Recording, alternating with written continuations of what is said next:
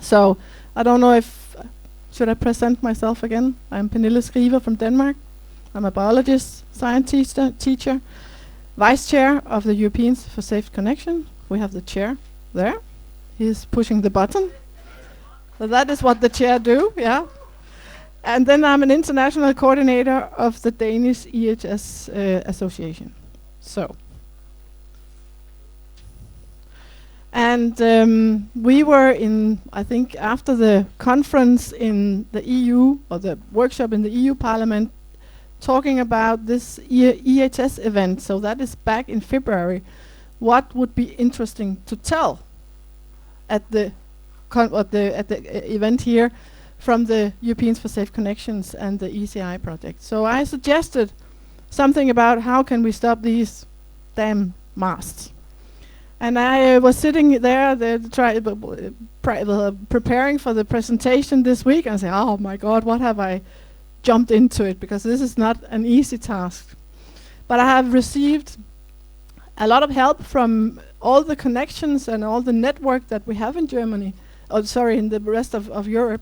I wrote to all the people that have been engaged in the ECI, and all the people that we know now that are engaged in the Europeans for Safe Connections, and I received a lot of good answers back, so thank you for that. So that just shows that we are communicating on a very effective level. So that was in 2 or 3 days, I received a lot of different answers back from Cyprus and Spain and so on. So here's some of the reasons for avoiding masts, and by meaning that is that this is what I have collected from people from the UK. They said this is the reason that this mast was not put up, or was not emitted from the municipalities and so on. So this is a list from the UK. Some of the reasons is the technical reasons. It could be local protests from people in the local area. Hundreds of letters, like a massive protest. Active local politicians, I'll come back to that, because we have some very active people in the UK that are doing a very good job in communicating with the politicians in the local area. And something that I read in an article, danger to road safety. That was also an argument for not admitting this, what do you call it, Charlotte, hvad hedder en ansøgning? Applicant, to admit an applicant in the politicians. Yeah, thank you. So next one. Spain, lack of compliance with the town planning. So if the mast is not compliant with the town planning, that could be an argument for not giving in to the telecom to put up a mast. Again, community pressure or court decision, that takes a long time though. And loss of local power in 2014. I wrote this because they mentioned in Spain that up to 2014 it was easier, not easy, but easier to stop a mast or antenna. But in 2014 they had a new law that made it much easier for the telecom to roll out 5G, no, not 5G at that time, but to set up masts and get allowed to put up masts in the area. From France, also mobilization of local residents, associations and local politicians was mentioned. That is what can stop the tele industry to get the applicant through the municipalities. And early mobilization is very important, to start early when it already is what do you call it, admitted through the system, and it's godkendt, Charlotte? Approved, thank you. I'm getting a little tired, so it's good to have my English teacher there. Approved by the local politicians, then it's much more difficult. And then I heard from one of the organizations that they have a list of white zoned area in France. The government has, and then the organizations has tried to get certain local municipalities out of this list, and that has actually happened in some places, but it's difficult. And one of the organizations that help the local people for their area to be like erased from this list is Priatum. There's always Sophie from Priatum is here also at the event, and other organizations. And I think also was written that in Clairvaux a suspension of the Mars project is always also done by this approach. And I think you know the farmer that was that has his cows harmed, and the mast was turned off for 2 months, but I think, as I remember correct, it was turned on again later. Belgium, visual impacts, we see that in Denmark also. It's not nice to look at, so that is one of the reasons that you can argue with when you send in hearing answers, why you do not want to have this mast as a neighbor to your house. They mentioned especially that the impact of health risk was not examined, even though that the local people that wrote the hearing answer, the feedback to the politicians, argued with health issues, with reference to the science and so on. It was not examined. And also, especially the bird directive, they didn't even care about it when they looked at the feedback from the local people. Then we have Sweden, and there we have a guy called Per. And Per is also the part or member of our board in the Europeans for Safe Connections. And he's a very clever guy, because he has figured out in his local area where maybe the telecom industry would like to have a mast in the future time. So years ago, he went started a project where he was part of this master plan for the local area where he lives in, where they put in words that where we live here, we do not want to have masts. So when the telecom comes and say, oh, we want to have a mast here, then Per and his wife wrote to the local politicians, well, they cannot do that, because in our master plan it says we cannot have mobile masts here in this area. So that is quite clever, but then you have to be like really early. And from Cyprus I received strong community pushback, and something about non-licensed antennas removed from the community. So yeah, so if the last one, then you have to dig in if they have been licensed or not. So and the answer from Cyprus is also from a lawyer, so maybe he's more into all the law part of this one here. And then we have Denmark. The arguments we have seen to avoid masts, visual arguments again, too dominant and not close to other building constructions. That I don't know if you have that other places, but in Denmark it's like they cannot, they used to, because they changed the law just recently. You cannot put up a mast if it's just standing by itself on a field. They have to put it up close to a farmer's house or some other constructions. But they recently just changed that. Local protests from several citizens. Local community plan for the area did not include mobile masts, just a little bit like that in Sweden. And then it's prohibited in protected areas. So that is the arguments that we have seen being used for stopping a mast in Denmark. And then we have, I think, the last one, Germany.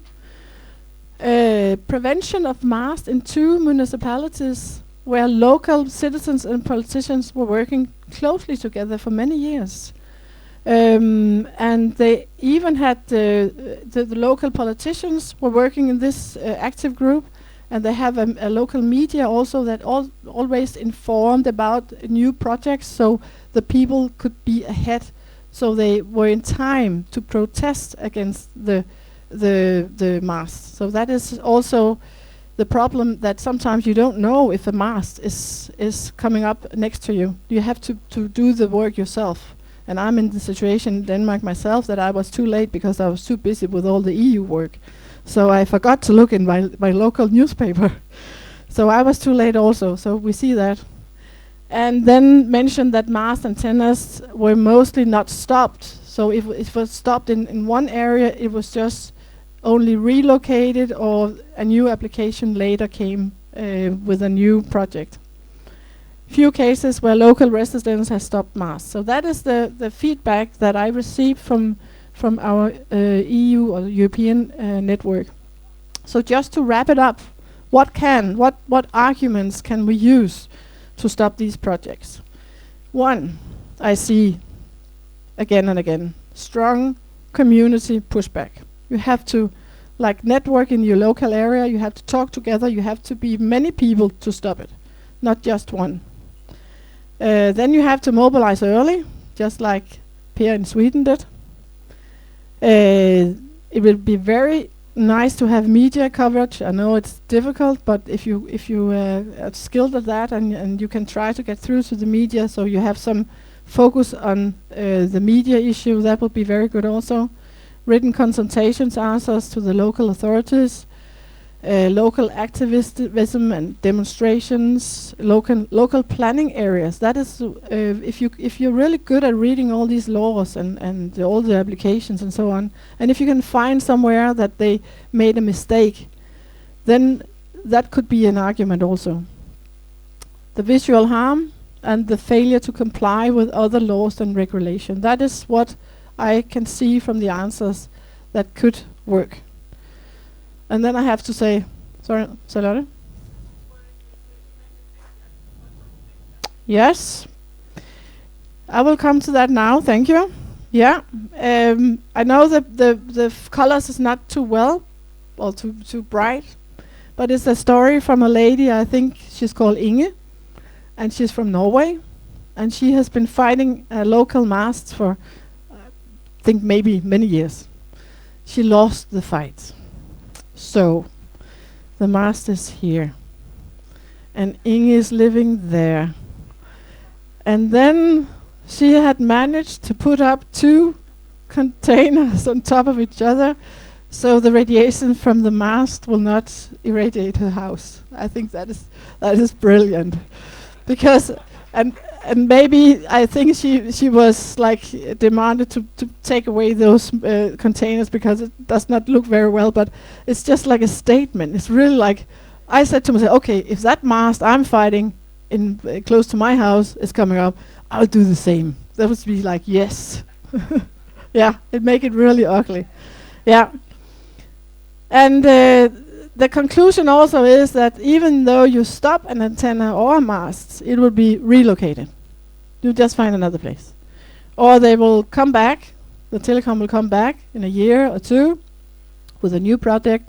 Maybe it looks a little bit different, maybe it's not that tall, or maybe it stands 2 meters from where they had the first application and so on. So, and also the health arguments and the nature protection arguments do not work. And that is what we have to change. That they do not work. So this one is from, it was just to say that the laws changed just recently in Denmark. So you remember I told you that if the mast is not standing alone in the landscape, it's not allowed in Denmark. It used to not be allowed, but now it has changed, so they can put it up all over. And they are violating the Aarhus Convention and violating environmental laws and so on. And Thomas, that are sitting behind there, that comes from Denmark also. And I and another group, a group are working together to make hearing answers to this issue here. This really, really bad what's going on in Denmark. And I also read, and Arthur, Graham, that's another answer, yeah. If this is not correct, then correct me. Yeah, the government relaxed planning restriction this year to speed up the rollout of 5G and 4G across England. So what we see now is that they change the law. So if we get too smart or too clever with good arguments, then they just the other side comes with the pushback that they change the law, so it'd be much easier to roll out the antennas en masse. So now to the positive solution action thing. And then I start with a very boring thing. Sorry for that. But I have a connection to UK, to a very active person called Neil McDougall, and he used to work as hvad hedder sådan en, sorry, Charlotte, sådan en officiel embedsmand. An official, government official, so he knows how the government work with all the law structures and so on. So he is going from towers or municipality to municipality and talking to the local politicians about this one here. That is called European Electronic Communication Code, EECC. And the first 2-3 times I was talking to Neil, I didn't get it. It was just like, and he's really talking fast, and it's difficult to understand all these law issues.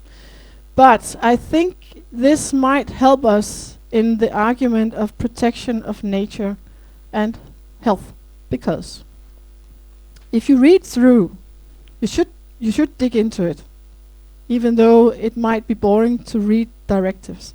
I thought that before I joined the ECI, but now I think it's quite interesting when you can find good arguments for the goals that we have. But in this EECC, you can find sentence where it says, competent authorities, and bear in mind with this competent authorities, I'll get back to that later, should seek to reconcile the environmental and public health considerations in question, blah, blah, blah. So they mention health and they mention environment in this.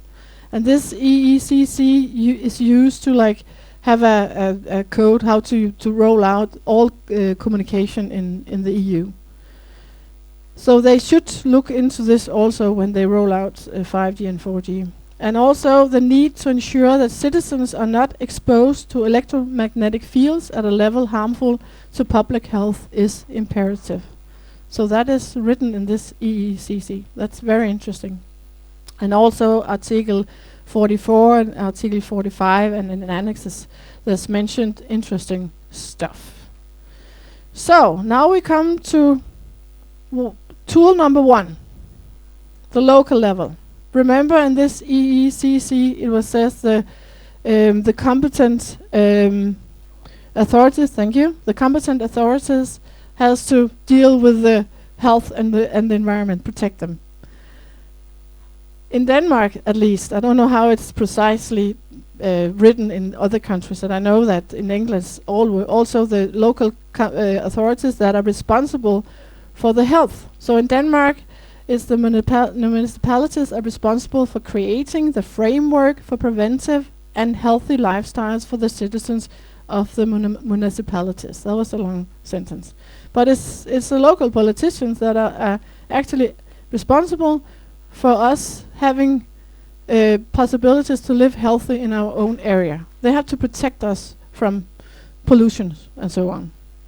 Also, the municipalities must monitor compliance with environmental legislation. They're also a little bit different or difficult to understand, but they have to monitor all about the nature and the environment and protect that. So that is the local politicians' responsibility also. So, if we go back to the EECC, therefore the municipalities must accept that they are the competent authorities. The local politicians are the competent authorities, according to the EECC, and therefore have to comply with the EECC, and therefore have to protect us in our local area and protect the environment and nature when they roll out telecommunication. And that is what Neil McDougall is doing in UK. That is the argument that we are using. So that is the argument they're using in the UK also, and I think it works because they have really had a lot of local politicians been active in this area, telling that it's the local politicians that are responsible for our health and for the environment when they accept the erection of a mast or antennas in the local area. It's their responsibility, because that is what I remember in the dialogue and the debate in Denmark. Who is responsible? Nobody's responsible. We don't know who is responsible. But according to this, we could actually tell the local politicians, you are responsible. Tool number 2, because we cannot only push forward on the local level, we have to do it in many different levels. And that is the EU level. And I'm bringing up 2 of the proposals that we have from the ECI, where we actually could push forward to make the changes about this, because this would really make a change in the local areas when we deal with this issue. And I'll just read it out loud. That's Update Directive 2011 to include 5G deployment and all telecommunications in Annex 1 to ensure that such projects are more subject to environmental assessment or screening as prescribed by the directive. And I'll say it in other words, because this is very important. This Annex 1 is the one that all the local people, when Charlotte, embedsmænd, hvad var det hed? Government officials, when they have to look at these applications from the telecommunications, then they look up in the Annex number 1. Is this a chemist factory, or this is whatever polluting industry? Is this a farmer, whatever? Oh, telecommunications not mentioned here. Okay, we don't have to make an environmental assessment. So if we could get the EU to add that telecommunication has to be assessed on health grounds or the environmental grounds, we are really making a change. Then we have proposal 15, recognize all biologically harmful parameters of RF EMS as a pollutant. That would be really a scoop if we could get them to do that, so we could work for that on the EU level and include them in all relevant EU policies and directives. That would be a dream, but let's go for it. So, tool number 3, the grassroots. 5 minutes. Okay, 5 minutes left. Tool number 3, I will propose that, because we already have a working group working with stopping mobile masts, is that we make a campaign across Europe. And I won't mention all this, because you know what a campaign is involved in. Focus on the trees, because we talk about insects, we talk about health, we talk about a lot of things, but we have the evidence. We have the visual evidence of trees harmed by radiation, and it's all over. And if you use that argument, sometimes people say, oh yeah, I can see that. So that's very visual. So that is my proposal. And there's another poor tree. Then we have the science. And we have the contact to the scientists. We have a lot of science talking about or mentioning that it's harming the trees. And we have this, I think it was mentioned this morning also, the 9-year long scientific report or the survey with the trees with the Cornelia Waldmann-Sellmann from Germany. Very, very good report to mention. So that is what I will propose that we do all over Europe, and we do it together. And also, we can talk about it tomorrow, because we have a workshop. And I would very much like everybody to join and come together, and let's do some action together. But we can do it together. Thank you.